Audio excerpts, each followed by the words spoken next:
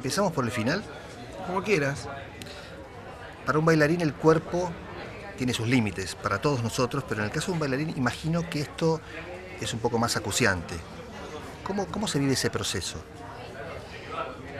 ¿El deterioro, me decís vos, del Sí, físico? los límites que te va imponiendo el tiempo. Sí, yo creo que a una temprana edad como la que tengo yo, más que deterioro, pues lo que yo puedo llegar a percibir es un desgaste. Ujú. El cuerpo uno siente que se empieza a desgastar, el cuerpo uno siente que empieza a perder la fuerza, que se hace más débil. La durabilidad por ahí del movimiento no es lo mismo, no es la misma potencia. Tal vez es la misma acción, pero de una manera diferente. Entonces uno va transitando la carrera a lo largo del tiempo como una hoja. La hoja no se pone amarilla de repente. Del verde más fecundo al amarillo que se cae, tiene una cierta tonalidad. ¿Y qué cosas aparecen junto con ese declive? Digo, herramientas para compensarlo. Imagino que... La madurez. Mm. Primero, la orientación de la carrera, porque uno empieza a abordar otro tipo de roles que ya no son tanto físicamente. Entonces por ahí el desafío pasa más por lo artístico, por lo escénico, por lo actoral y que está a la vez, obviamente, porque un bailarín sin movimiento no pasa a ser un actor. Entonces, de alguna manera se empieza a completar un poco más a lo que yo llamo más un artista, donde todavía tienes la parte física y donde plenamente está desarrollada tu capacidad actoral como para poder interpretar Hamlet, Shakespeare, lo que sea. Ahora, ese cuerpo que hoy está en su punto de maduración más absoluto, tuvo un entrenamiento feroz en algún sentido, ¿no? Sí. ¿Cómo es ese entrenamiento? ¿Cómo ha sido a lo largo del tiempo? Primero te entrenas toda la vida, hasta el día que dejes de bailar. Después es una carrera rara y atípica, porque uno estudia 10 años para ejercer 20. O sea que yo siempre siento que es mucha más la paciencia y la humildad que un bailarín tiene que tener como para que después sea tan efímero lo que sucede.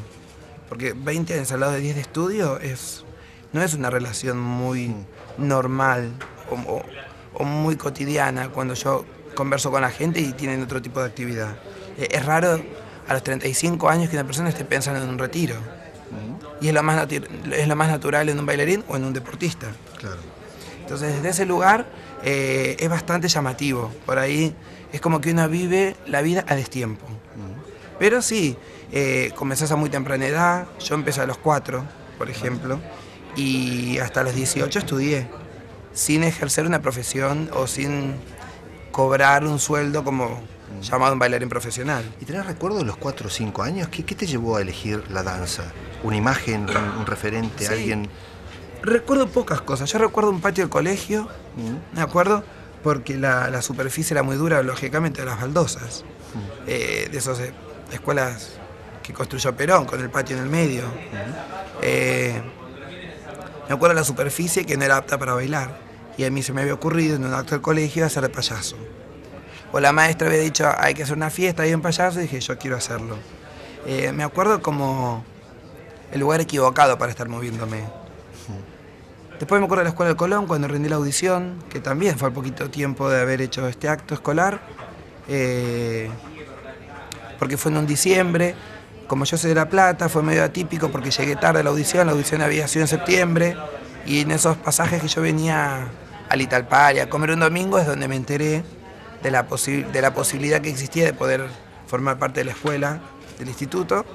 Me acuerdo de la audición con la profesora María Luisa Lemos, que era la vicedirectora de la escuela y estaba encargada del área de danza, porque ahí hay canto, hay regí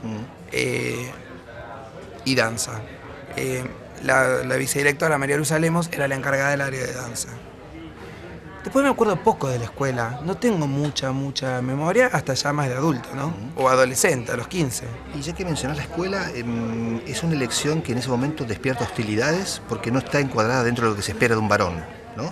Los prejuicios sociales hacen que no se espere de un varón que siga la carrera de la danza. ¿Sucedió? ¿Lo sentiste? La misma inconsciencia que yo tengo ahora para tocar una ópera. El año pasado quise Dios se lo pague cuando la quise llevar a la danza. Yo nunca pienso mucho qué es lo que le va a suceder al otro con lo que hago. No tengo ese termómetro de la mirada ajena. Siempre pienso mucho qué es lo que... Estoy demasiado mareado en lo que yo estoy haciendo, como para pensar en el otro. Y como yo era tan chico, y el chico tiene muchos menos prejuicios, y yo iba a estudiar a La Plata después de estar en la escuela del Colón. O sea, yo ya llegaba tarde al comienzo lectivo, tenía como un permiso en los primeros 20 minutos de ausencia. Ya todo el mundo sabía que el nene venía del Colón. A los 8 años ese chico no piensa, es decir, en mi época no se pensaba que estaba mal bailar. En mi casa, a lo mejor. Entonces yo fui con la mejor frescura, como te comentaba, bailaba en todos los patios del colegio, era como el papelonero del grado. Nunca un mejor alumno, pero recibí los 7 años de primaria la medalla de mejor compañero. Era como bastante popular, evidentemente, dentro de la escuela. O sea que yo nunca tuve ese conflicto que sí supe que existía mucho tiempo después con otros compañeros. Siendo más grande llegás al American Ballet Theatre, después vas a ir al Royal Ballet Theatre. ¿Cómo fue ser extranjero? En Nueva York yo estudié.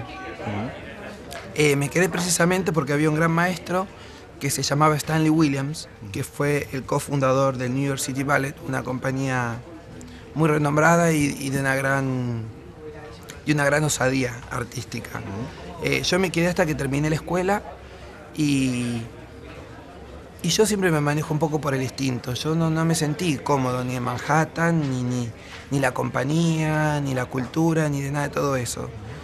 Fui un niño medio prodigio en el sentido porque ellos querían que yo me quedara y que formara parte de esa compañía, y como una gran insistencia hacia algo que yo naturalmente no sentía. Entonces fue la primera vez que yo con 15 años supe que más allá de la escuela del Colón, del cual yo era argentino, había estudiado a los 8 años y había una cierta expectativa sobre mí, tal vez había algo de cierto en todo eso. Porque si en una compañía, por más que a mi gusto no era de lo que yo esperaba, estaba en el primer mundo emplazada. O sea que esa convocatoria y esa necesidad de ellos para que yo me quede, ahí sentí la primera vez la posibilidad de estar jugando en una cancha diferente. Después cuando me trasladé y hice la convocatoria para el Covent Garden, ahí sí, me sentí por primera vez un chico de 17 años que de acá en Argentina se fue como la estrellita, que podía tener seguramente un futuro promisorio. Y nada, ahí empecé prácticamente como figurante, que era lo que yo un poco buscaba, el hacerme verdaderamente un artista. Y nada, ahí atravesé todos los escalones: figurante, cuerpo de baile, solista, primera figura, hasta que después, bueno, recibí, después de 5 años, el nombramiento y el disfrute de sentirte una persona más consagrada. Estoy pensando en esto, en la música clásica existen las versiones. Sí. Una quinta de Mahler hecha por Furtwängler o Abbado o Barenboim. La danza trabaja sobre También una coreografía muy precisa, ¿sí? ¿Qué es lo que hace que la tuya, por ejemplo, sea una versión distinta? ¿Cuáles son los elementos que entran en juego? Vos tenés varios conceptos. Por ejemplo, las obras más clásicas o más tradicionales, como La Bella Durmiente, El Lago de los Cisnes, las obras más antiguas del repertorio, tuvieron como base a un gran creador que fue Marius Petipa, que fue un poco el pilar de la danza clásica en el mundo, en Occidente, en Rusia y en el mundo. Eso tal vez algún coreógrafo como por ejemplo Nureyev o los más revolucionarios del siglo XX han podido modificar esas obras porque las han ayornado al tiempo al cual hoy vivimos.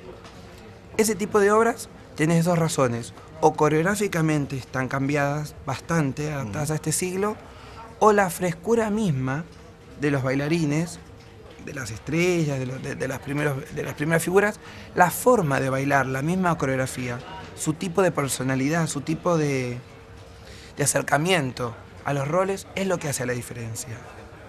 O sea que lo puedes hacer coreográficamente o lo puedes hacer más escénicamente. La misma pieza hecha con otro tenor, o con más naturalidad, o más impostada, o más académica. Depende de la persona cómo lo sienta, dentro de un encuadre absolutamente ortodoxo. Claro. Mencionaste un par de obras que me hacen pensar en, o me invitan a preguntarte si alguna vez te fatigaste de los príncipes y de ese mundo un tanto, por lo menos naif para quien lo mira con alguna distancia, ¿no? Lo que tienen que son obras inmortales. Entonces, tienen esa belleza inconmensurable para mí que forman parte de la humanidad. Es como, yo no podría leer la Biblia todos los días, pero cada tanto la abrís y donde lo tomes siempre está ahí algo para conmoverte o emocionarte. Entonces, yo no podría ser eternamente al lado de los cisnes, pero de tanto en tanto volver al lado de los cisnes, volvés con una nueva frescura, volvés con unas nuevas ganas y con una profundidad superior, que es lo que necesitan esos textos, porque son textos demasiado verdaderos que requieren de una gran fortaleza espiritual y física como para poderlos abordar. No es para hacerlo todos los días, pero de tanto en tanto siempre es como volver a la fuente. Yo todas las mañanas empiezo a estudiar de nuevo para preparar después el rol que me toque. Volver a ser un lado de los cisnes es de nuevo volver a la fuente, es volver a ser un bailarín clásico, es volver a estar dentro de esa línea para la cual estudié. Pero bueno, es lindo cuando tienes la posibilidad de ir creciendo, de ir haciendo obras que no sean tan mágicas y que formen más parte del mundo real en el cual uno vive. Dijiste no hace mucho que si uno lograba tener 10 noches memorables a lo largo de una carrera, había tenido una buena carrera. Te quiero preguntar por esas 10 noches y por todas las demás. La danza clásica es muy difícil, porque la ejecución debe ser casi perfecta. Tiene muy poca flexibilidad entre lo que está bien hecho y lo que está mal hecho. Y mucho entrenamiento para que ese movimiento llegue a ser perfecto. El bailarín es un poco el ser de los movimientos imposibles. Entonces, lograr eso en un vivo, sin ningún repechaje o sin ninguna doble preparación, sucede muy pocas veces en la noche de uno. Entonces, todo lo que vos estudiás, en general, por ejemplo, el Lago de los Cisnes, o tenés un primer acto memorable o tenés un tercero. Tener los dos en la noche es muy difícil, es casi un imposible. Cuando fue hecha esa obra, fue hecho, por ejemplo, para 2 bailarinas, una para el segundo y una para el tercero. Entonces, hoy en día, como hay versiones y la mayoría hace las 2 a la vez, son tan disímiles los roles que a veces o estás mejor en uno o estás mejor en el otro. Claro. Es muy raro que te toquen los dos. Entonces, el día que yo me retire, tal vez, si yo recuerdo 10 noches mágicas, es el trabajo al cual yo trabajé durante 40 años de mi vida por esos 10 momentos. Por eso hablo de lo efímero que es la profesión y lo arduo que es el estudio. Ahora, también deben de existir momentos memorables por sus tropiezos. No literales, digo, en este caso, pero por haber sido noches donde, no sé, falló la memoria en el escenario. ¿Sucede eso? Sí. La memoria del cuerpo. Y también porque hay momentos artísticos que son bellísimos y son irrepetibles porque cada noche el artista es diferente. Es memorable también cada proceso creativo que vos hagas antes de que el público lo vea. Todo lo que le sucede al bailarín en el estudio. En mi caso, como yo tengo el don y la virtud de poder crear las obras que hago, ya desde la cocina de mi casa, por ejemplo, yo trabajo muy tempranamente, entonces yo me levanto a las 7 y ya hasta las 9 estoy en mi casa en un submundo de lo que a lo mejor va a suceder de aquí a 2 años.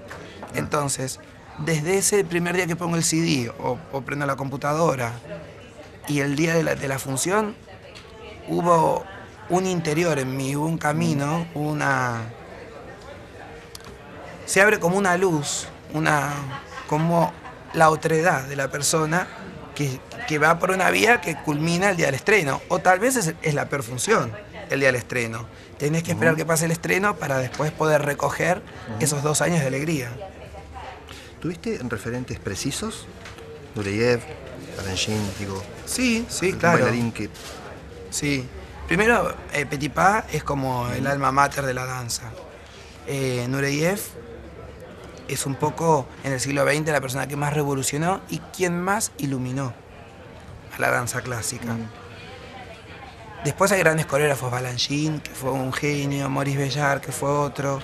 Yo tuve la dicha de trabajar en Inglaterra, donde hay grandes pilares que que formaron, te diría, hasta mi personalidad, un poco. Y esas son las influencias que después se van vislumbrando en los trabajos que yo voy armando. Sos un gran lector y un gran consumidor de teatro en prosa también, ¿no? Sí, me gusta mucho. ¿Qué encontrás ahí? La poesía, la verdad, el mundo real de los artistas. ¿Y qué obras te han conmovido, por ejemplo? Y el domingo fui a ver Shakespeare, fui a ver La Tempestad al San Martín y no podía creer lo que veía, porque con una obra tan contemporánea como está plasmada y que suceda lo que sigue sucediendo con ese texto y la verdad que tiene ese texto y la belleza que puede llegar a tener el teatro, después salís y vas al estacionamiento a buscar el auto y descendés como a una triste realidad muchas veces. Fueron seres, yo creo que estaban aquí y en otro plano a la vez. Entonces, la persona en el teatro, los griegos decían que el teatro era el acto más revolucionario de forma pacífica que tenía el hombre. Y yo coincido plenamente con eso, porque uno entra y el pensamiento del actor, o a veces no el texto, sino la forma que el actor lo diga, lo comunique, o una simple luz en un momento, o algo de un decorado, a mí me modifican la vida, tanto como un libro, es decir, te enseñan a vivir más verdaderamente. Encontrás mucho más allá de lo que a veces cotidianamente, tomando un café o prendiendo la televisión, me sucede. Ahora tenés evidentemente un gusto muy genuino y muy interesante por los clásicos. ¿Por qué Traviata en esta versión de ballet que vas a presentar? Los clásicos sí no, ¿eh? Los clásicos sí no.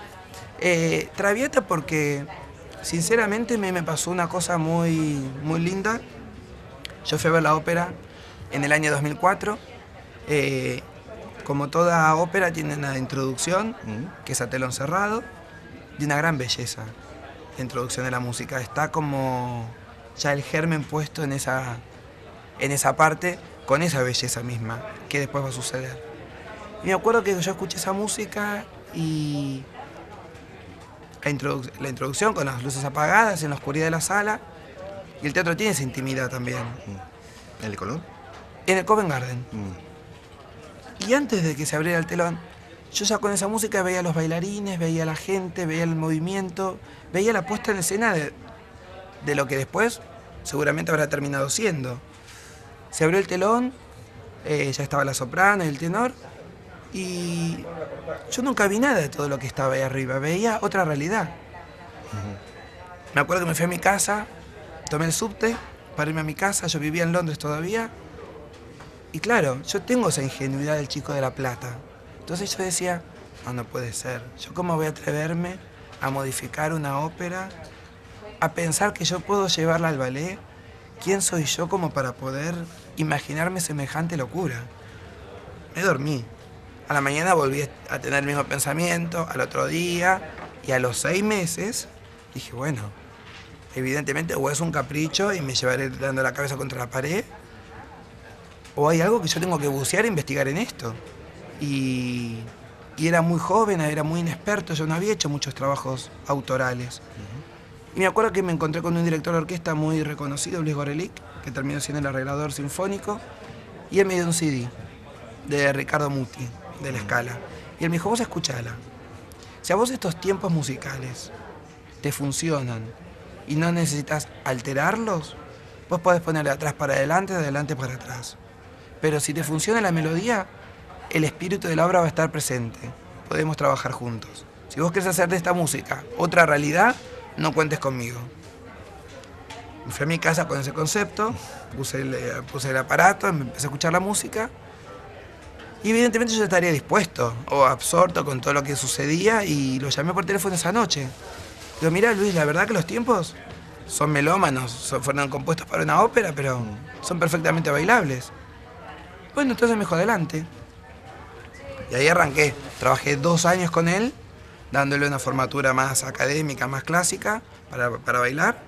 Y después trabajé 1 año con los bailarines. Fue todo como Yo no tenía una compañía estable como para poderla lograr, y tampoco tenía una idea de que verdaderamente lo iba a hacer. Fue un hecho romántico que yo, entre fragmentos y fragmentos de mi vida, de otras cosas que estaba haciendo, iba construyéndola. Hasta que un día, creo que espiritualmente fuerte, me sentí para decir, esto es lo que voy a hacer próximo. Y la gente por poco, todo el mundo se daba vuelta, nadie me miraba, nadie quería participar, salvo Luis y yo, ¿no es cierto? Y no, después encontré a Verónica, que fue la diseñadora, y después encontré a Feijó, que hizo los decorados, y acá estoy. ¿Y se presenta en Buenos Aires ahora, en estos días? ¿Y después? Del 27 de junio al 5 de julio. ¿Y después sigue camino? Y este programa tiene un proyecto muy lindo que es nacional. Entonces la idea es ir por el interior. Tiene una infraestructura muy grande, tiene una escenografía compleja. Hay que ver en el interior en qué lugar se puede ofrecer. Claro. Pero la idea sí, no es representarlo solo en la capital federal. De todas maneras, la cantidad de funciones seguramente deben de ser pocas en relación con el esfuerzo, como decías antes. Sí. Pero eso es lo que tiene el bailarín. El bailarín tal vez hace 8 funciones de esto, después pasa un Shakespeare, después pasa algo moderno, y a lo mejor el año que viene envuelven 8 funciones más. Siempre es como en series, nunca es una temporada. Vos en una temporada tenés 10, 12 títulos, 150 funciones. Vas alternando de acuerdo a la necesidad interior, el gusto personal, el público. Depende en el país que estés, es el repertorio que uno arma. Muchas gracias por este momento. Suerte con eso. Muchas gracias. Bien.